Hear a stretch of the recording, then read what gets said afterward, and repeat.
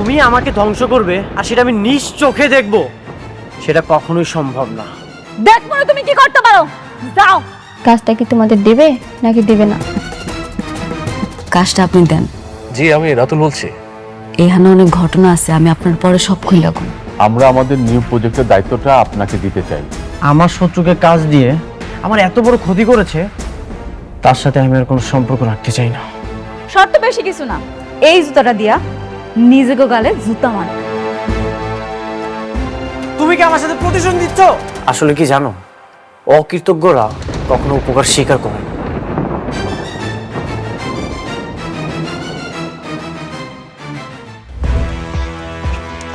আমি কোনো ঝামেলা চাই না। This is one way road. তোমাদের গাড়িটা রং সাইডে আছে, তোমার গাড়িটা পিছাও।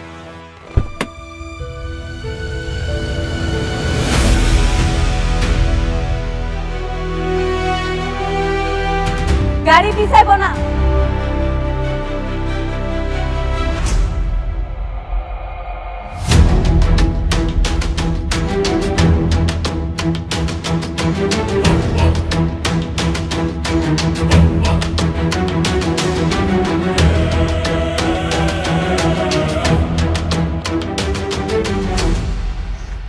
ও তুমি, পিঁপড়ার দেখি পাখা গজিয়েছে।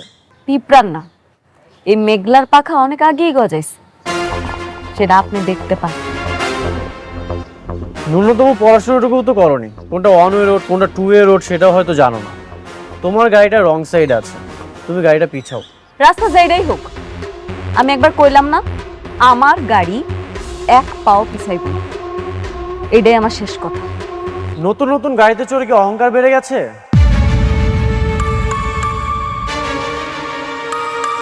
কি দেখাচ্ছ তুমি? এই যে গাড়িতে চড়তে পারো, তোমার বডিগার্ড আছে, শো অফ করতেছো, কি দেখাতে চাও তুমি? আপনার যেইটা খুশি আপনি ভাবতে পারেন, আমার কিচ্ছু আসে যায় না। দুদিন আগেও তো বস্তিতে ছিলে। বস্তির মানুষ যে নতুন গাড়ি পেলে অহংকার বেড়ে যায়, সেটা তোমাকে না দেখলে আমি বুঝতে পারতাম না। এতদিন শুধু শুনেই এসেছি। ও এখন বস্তির মানুষ, আপনি মনে হয় ভুলে গেছেন এই বস্তিতেই আপনি খাইছেন, দাইছেন আর ঘুমাইছেন। বস্তির মানুষ যে মানুষ হয় সেটা ভুলা যাবে না, মনে রাখবেন। দুদিন আগে তো তুমি ফকির ছিলে, অস্বীকার করতে পারবে? অস্বীকার তো করতেছি না, আপনার মতো স্বার্থপর না। যদি স্বার্থপর হইতাম তাহলে এই স্বার্থের খাতিরে অনেক ক্ষতি করতে পারতাম। আর কি ক্ষতি করতে চাও তুমি? হ্যাঁ, আবার জুতা তুলবা? এখন তুমি আমাকে জুতা দিয়ে মারবা? তুমি আমার এইখানটাতে আঘাত দিয়েছো, তুমি ভুলে যেও না তুমি আমার ওয়াইফ। আর যদি উল্টাপাল্টা কিছু করো, আমি কিন্তু বাধ্য হবো তোমাকে ডিভোর্স দিতে।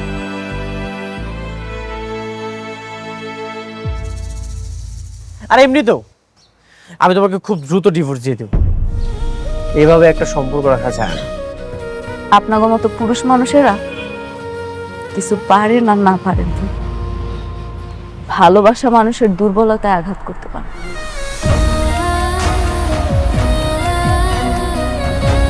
একটা মেয়ে কখনোই তার সংসার ভাঙতেছে না, তার সংসার গড়তেছে। এত কিছুর পরেও আমি মুখ বুঝে সব কিছু চুপচাপ সহ্য করছি। আপনি ঠিকই কইছেন মিস্টার অনিক, আপনি সবসময় ঠিক ছিলেন, আমি ভুল ছিলাম, আমি অহংকার। আপনার রাস্তায় কাটা হয়ে দাঁড়াইছি তো, এই কাটা সইরা গেল, চলে যেতেছি। আপনার রাস্তায় আপনি যান, চলেন আপনারা।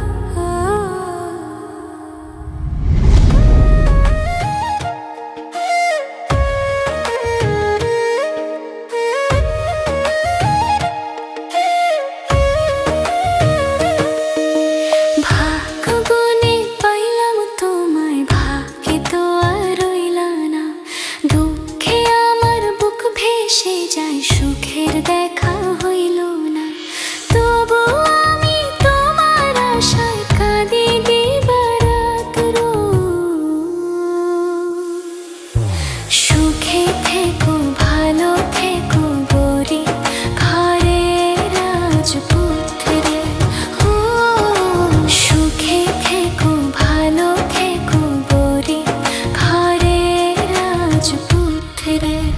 আঙ্কেল, হুম সব ডিল তো ফাইনাল, এখন শুধু সময়ের অপেক্ষা। কাজ করবো আর টাকা কামাবো। এবার আমি 100 কোটি টাকার মালিক হব। বাহ,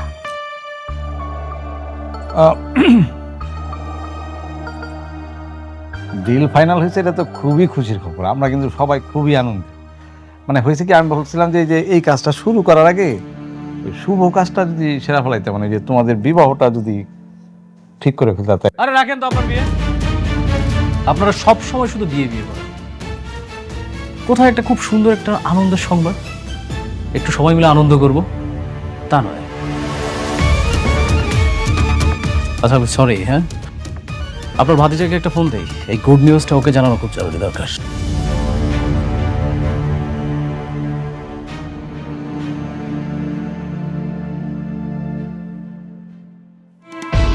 তুই আমাকে কেন কল করেছিস? কে বন্ধুকে অভিনন্দন জানাবি না? আমি তো শালিমা গ্রুপ অফ ইন্ডাস্ট্রিজের প্রজেক্টটা পেয়ে গেছি। কি মিষ্টি খাবি না? মিষ্টি নিয়ে আসবো তোর জন্য। কেন কল করেছিস সেটা বল। কেন কল করেছি জানিস না? তোর বউ সেই প্রজেক্টটা তোকে না দিয়ে আমাকে দিল। একটা জিনিস কি জানিস, তোর বউ না তোর ভালো চায় না। এই বিষয়টা না আমার কাছে কেন কত যে আনন্দ লাগতেছে। আনন্দ হচ্ছে, এই আনন্দের অবশ্যই একদিন আমি জবাব দেব।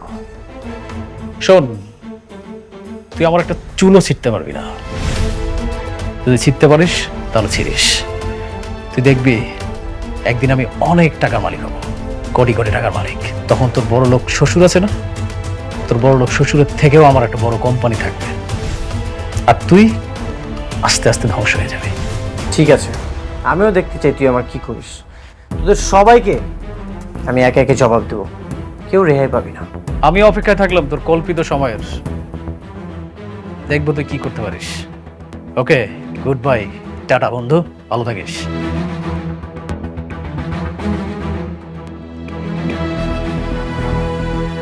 এভাবে তোমার শত্রুর সঙ্গে মিলে তোমার স্ত্রী তোমার ক্ষতি করলো, এখনো কি তুমি তাকে বউ বানিয়ে রাখবে?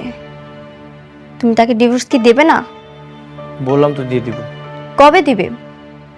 আমি তো তোমার মধ্যে কোনো ডিভোর্স দেওয়ার লক্ষণ পাচ্ছি না। আর কত সহ্য করবে? আমি আর সহ্য করব না, আজকে এর বোঝাপড়া হবে।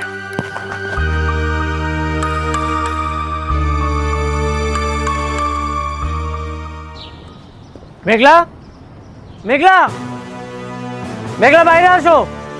মেঘলা, কিছু মেঘলা কোথায়? ওকে ডাকেন, ওর সাথে আমার বোঝাপড়া আছে। মেঘলা, আমি এখানে। কি বোঝাপড়া আছে কম? আমার জীবনের সবচেয়ে বড় ভুল কি জানো? আমার জীবনের সবচেয়ে বড় ভুল হচ্ছে তোমার মতো একটা মেয়েকে বিয়ে করা। এটা আমারও ভুল। তোমার মতো কোটিপতির বিয়া কইরা আমি আমার জীবনটা শেষ করে ফেলাইছি। তোমার তো সৌভাগ্য যে আমি তোমাকে বিয়ে করেছি। আর এই যে আপনারা একটা অকৃতজ্ঞ। অকৃতজ্ঞ আমরা? কি করছি আমরা? আর তুমি আমাকে জন্য কি করছো? 7 তালা কি দালান বাইন্দা দিছো? আর এই দালানে আমরা শুয়ে বসে আরাম করি, দাসী বান্দিকে কাম করে, তাই তো? কি বললেন? আমি আপনাদের জন্য কি করেছি, কি করি নাই সেইটা বলেন। বাবারে, আমরা জানতাম না তুমি কোটিপতি, আর এটা যাই না আমাকে মেয়ের তোমার কাছে বিয়া দেই নাই। শোনো, টাকা পয়সা দিয়া সবকিছু হয় না, সবকিছুর মাপকাঠি না। ও আচ্ছা, এখন টাকা দিয়ে কোনো কিছু মাপকাঠি হয় না। এই যে আপনারা আমাকে ধ্বংস করার প্ল্যানিং করেছেন। প্ল্যান? কি কাব্বা? শোনো, তোমারে নিয়ে যে প্ল্যান করমু এই সময় আমগো নাই। সেই সময় আমাকে নিয়ে কেন থাকবে? এখন তো তোমার সব সময় নাইট ক্লাবের সেই রং বেরঙের মানুষদেরকে নিয়ে। এখন তো তোমার চলাফেরা বড় বড় অফিসার, বড় বড় পোস্টে যারা আছে তাদের সাথে।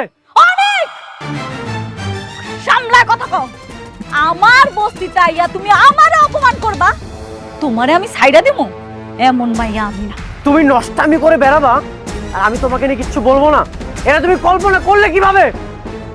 আমি তোমাকে আজকে ফাইনাল ডিসিশন জানাতে এসেছি। ফাইনাল ডিসিশন আমি জানিয়ে দিই। ডিসিশন? কি কি ডিসিশন তুমি দিতে চাও শুনি? আমি তোমাকে ডিভোর্স দিতে চাই। আমি তোমাকে ডিভোর্স দিয়ে আমার ভুল থেকে আমি মুক্তি পেতে চাই। আমি সেই দিনই বুঝতে পারছিলাম, যেদিন তুমি আমার চোখের সামনে টাকার জন্য আরেকটা মেয়ের বিয়া করে ফেলাইছো। আমি তোমার সেই দিনই মুক্তি করে দিছি। এইভাবে না, আমার অফিসিয়াল ভাবে মুক্তি চাই। আমাদের যে কাজে বিয়ে পড়িয়েছিল তাকে বলেন সব ডিভোর্সের পেপার রেডি করতে। আমি আপনাদের সাথে কোনো সম্পর্কই রাখতে চাই না। আমাকে ধ্বংস করার জন্য নিজের ইজ্জতটা ব্যবহার না করলেও পারতে। তুমি যে এতটা খারাপ সেটা আমি কখনোই কল্পনা করিনি।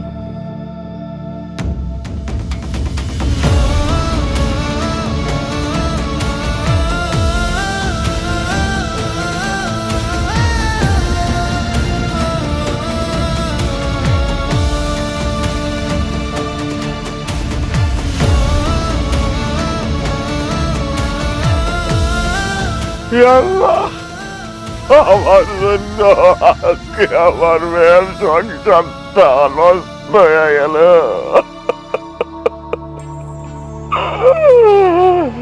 এই জন্য আমি দায়ী। আমার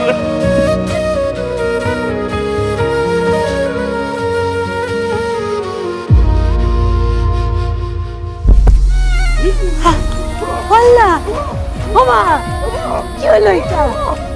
আমারে করে না আমারে।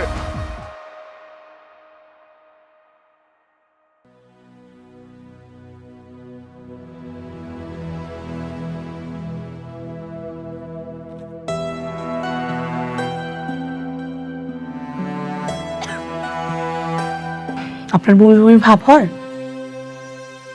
আচ্ছা, খাওয়া দাওয়া রুচি আছে? বুঝতে পেরেছি।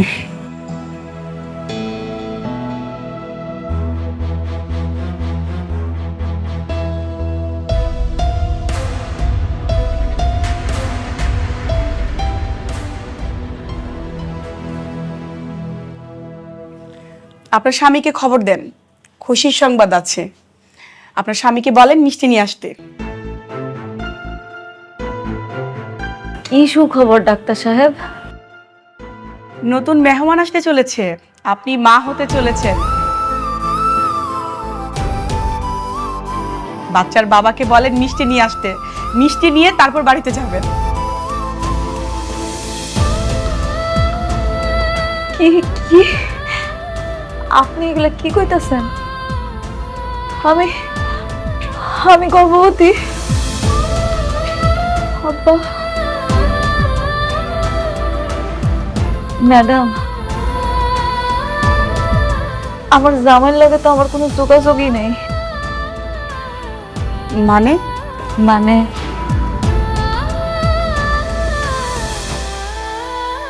আমার জামাই আরেকটা বিয়ে করছে, এখন সে আমার ডিভোর্স দিতে চায়।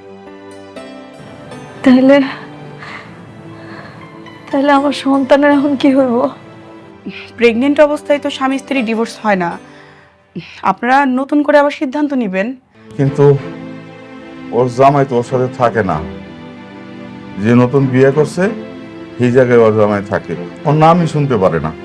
আপনার মেয়ে তো প্রেগনেন্ট, এটা আপনারা আগে জানতেন না। এখন যেহেতু জেনেছেন, আবার নতুন করে সিদ্ধান্ত নেবেন, চিন্তা করবেন কিভাবে কি করবেন।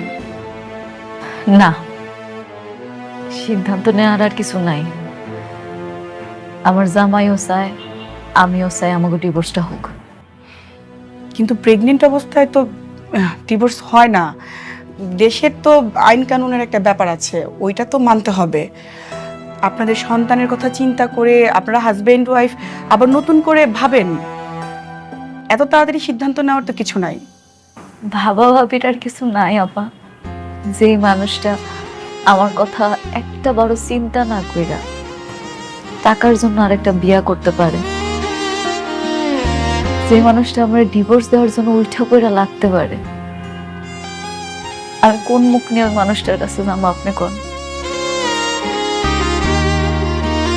না, আমি আর যাব না। পৃথিবীতে তো এমন অনেক সন্তান আছে যারা জন্মের পর বাপ মা কাউরে দেখে না, তাই বলে তারা কি বড় হয় না, মানুষ হয় না? আমি আমার সন্তানের জন্য আছি, আমি ওরে বড় করব, ও জানবো ওর কোনো বাপ নাই। আপনারা যেটা ভালো মনে করেন, আমার যেটা ভালো বলার ছিল আমি বললাম।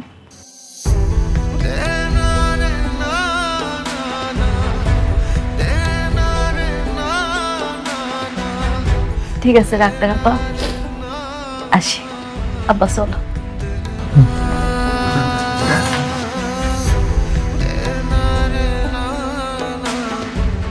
মারে, তুই জামাইরে তালাক দিস না। তোর পেটে যে সন্তানরা আছে তার তো বাবার আদরের দরকার, তাই না? তুই যদি তালাক দিয়া দেস তাহলে তো বাবার আদর পাইব না। আব্বা, তুমি এগুলা কি কইতেছো? তুমি মনে হয় জানো না অনেক কি চায়। তোমার কি কিচ্ছু মনে নাই? তুমি দেখলা না ওইদিন সবার সামনে ওই কেমনে আমাকে ডিভোর্স দিতে কইলো? মনে থাকবো না কেন, কিন্তু তোর পেটে সন্তানের কথাও তো ভাবা লাগবো। কোনো দরকার নাই মা, কোনো দরকার নেই। যে মানুষটা আমার কথা একবারও চিন্তা না কইরা আরেকজনের বিয়া করতে পারছে, তার কাছে আমি ছোট হইতে চাই না। আমার ভাগ্যে যা আছে তাই হই। কিন্তু ডাক্তার যে কইলো পেটে বাচ্চা থাকলে নাকি স্বামী স্ত্রীর তালাক হয় না। কোনো না কোনো ব্যবস্থা তো ঠিকই করতে হইব। দরকার পড়লে আমি উকিলের লগে কথা বলবো। মারে, তুই একটু জামাই বাবাজির সাথে কথা বল। না, কোনো দরকার নেই। আমার পেটের সন্তানের কথা ওর আমি কিচ্ছু কম না, সময় হলেও ঠিকই টের পাবে। দেখ, যেটা ভালো মনে করো।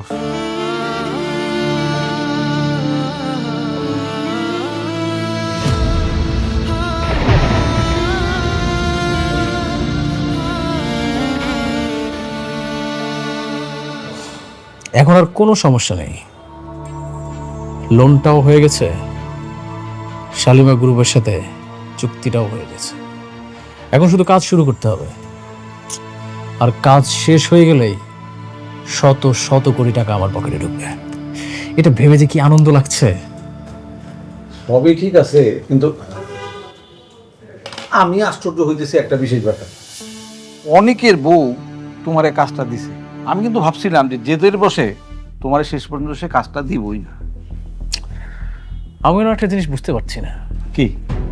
একটা বস্তির ফকির নিয়ে তার কথায় এত বড় একটা ডিল হয়ে গেল। আচ্ছা, ওই অফিসের মধ্যে ওর কাজটা কি? আরে কাজ যাই হোক, তোমার তাতে কিছু জানা দরকার নাই। তুমি কাজ পাইছো, লাভবান হইছো, তাই না? তা ঠিক বলেছেন। আমার মনে হচ্ছে কি জানেন, অনিকের সাথে জেদ করেই কিন্তু ও আমাকে কাজটা দিয়েছে, কারণ ওর সাথে তো এখন সম্পর্ক ওর শত্রুতা।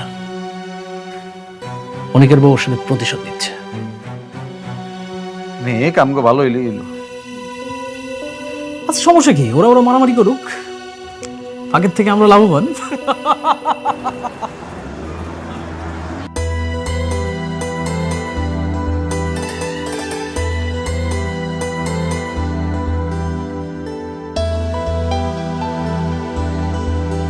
কি ব্যাপার, আপনারা সবাই এখানে খাড়া রয়েছেন যে? Madam, congratulations. আপনার এবং আপনার অনাগত সন্তানের জন্য আমার পক্ষ থেকে শুভেচ্ছা। ধন্যবাদ ম্যাডাম, অ্যাডমিনের পক্ষ থেকে। ধন্যবাদ। একটু রাখেন তো। Madam, marketing.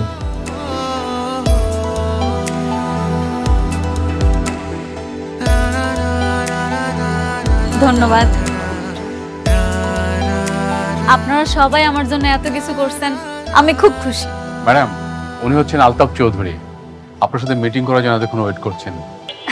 আসসালামু আলাইকুম। চলেন না ভিতরে চলেন, মিটিং এ যাই। আসেন, রুমে আসেন। চল আলতাফ সাহেব। আপনারা এগুলো নিচে নিয়ে যান।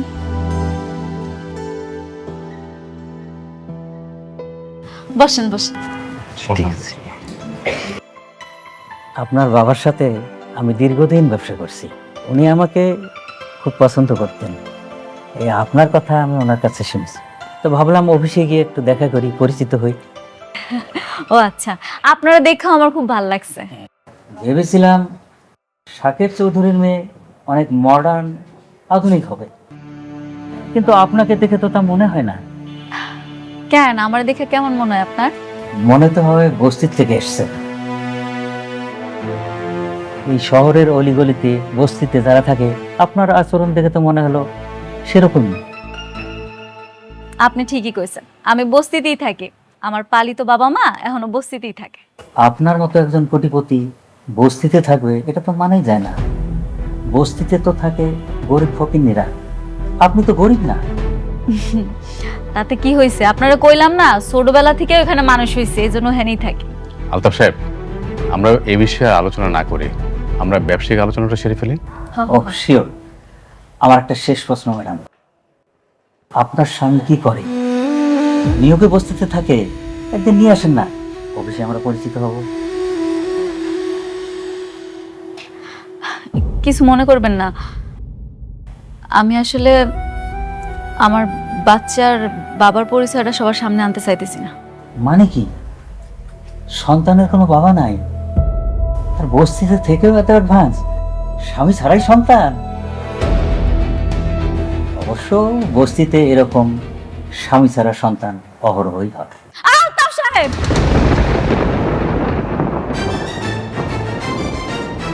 আপনি মুরব্বী মানুষ, আর তাছাড়া এই অফিসের সবচেয়ে পুরনো ক্লায়েন্ট। আপনার সাথে আমি খারাপ ব্যবহার করতে চাইতেছি না, ভালোই ভালোই বলতেছি। আপনি এখন আসতে পারেন স্যার। রিল্যাক্স, মাথা ঠান্ডা করেন। ম্যানেজার সাহেব, ম্যাডাম।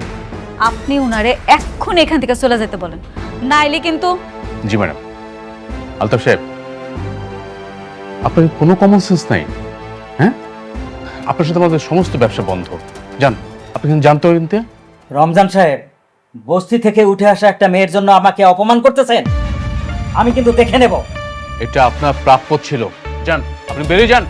আরে জি ম্যাডাম। এই ভদ্রলোকটারে অফিস থেকে বাইর করে দাও, এরপরে যাতে অফিসের ত্রিসীমানা না দেখি, ঘাট ধাক্কা দিয়ে বাইর করে দিবা। জি ম্যাডাম। এই ওঠেন। আমার হবে না ম্যাডাম, আমি এর প্রতিশোধ নেব।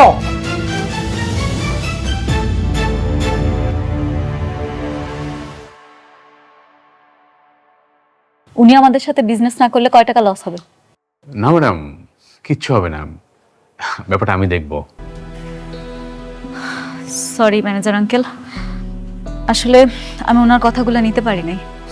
ম্যাডাম, আপনি উচিত শিক্ষা দিয়েছেন, এইসব লোকদের এরকম শিক্ষাই দেওয়া উচিত।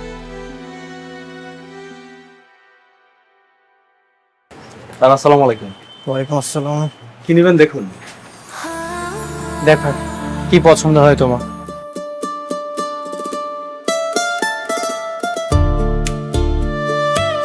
এটা কেমন লাগে? না, ভালো লাগছে না, অন্য কিছু দেখো।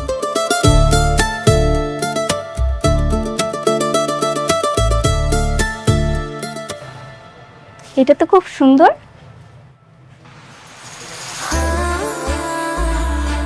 এটা তোমার পছন্দ হয়েছে? হ্যাঁ।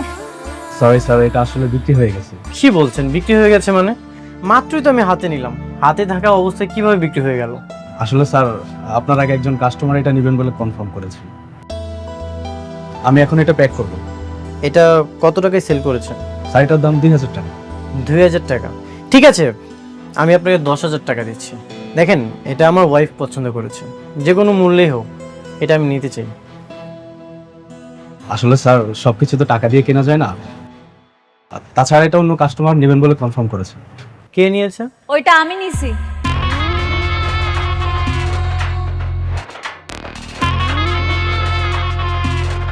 আপনি কাজ করুন, পেড করুন। হ্যাঁ জি স্যার, বেড করে দিয়েছি। চলো আমরা চলে যাই।